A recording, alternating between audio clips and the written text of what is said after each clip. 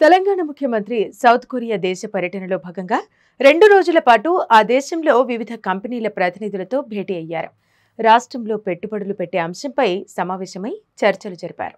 ఈ సందర్భంగా రాష్ట్రంలో పెట్టుబడులు పెట్టేందుకు మరో పెద్ద సంస్థ ఆసక్తి కనబరిచింది.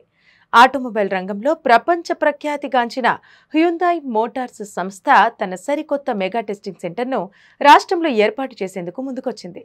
భారీ ఎత్తున ఏర్పాటు కానున్న ఈ టెస్టింగ్ సెంటర్లో ఆటోమేటివ్ టెస్ట్ ట్రాక్ సదుపాయంతో పాటు అత్యాధునిక టెస్ట్ కార్ల తయారీ సౌకర్యం ఉంటుంది.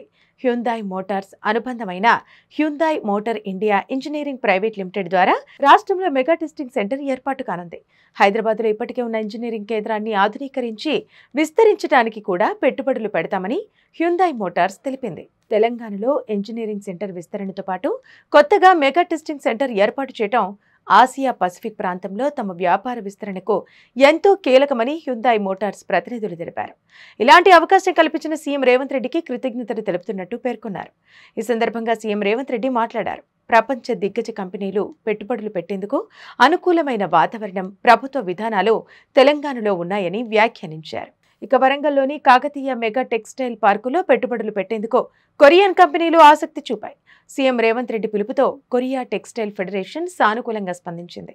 దక్షిణ కొరియా పర్యటనలో భాగంగా సీఎం రేవంత్ రెడ్డి పలు గ్లోబల్ కంపెనీల అధినేతలు, బిజినెస్ గ్రూపులతో సమావేశాలు, చర్చలు జరుపుతున్నారు.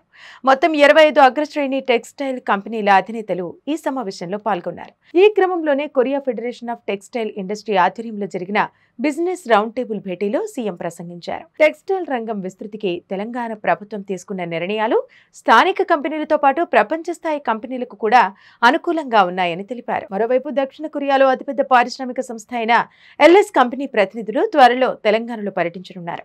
తెలంగాణలో ఎలక్ట్రిక్ కేబుళ్లు, గ్యాస్, విద్యుత్, బ్యాటరీల ఉత్పత్తి, పెట్టుబడులపై సీఎం రేవంత్ రెడ్డి బృందంతో చర్చలు జరిగాయి. సీఎం ఆహ్వానం మేరకు ఎల్ఎస్ గ్రూప్ త్వరలోనే రాష్ట్రానికి రానుంది.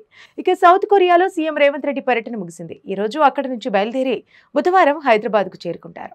ఆగస్టు 4వ తేదీన అమెరికాలో ప్రారంభమైన సీఎం రేవంత్ పర్యటన సౌత్ కొరియా పర్యటనతో ముగింపు పలికారు. ఇది ఇవాల్టి స్టోరీ. చూస్తూనే ఉండండి పబ్లిక్ న్యూస్.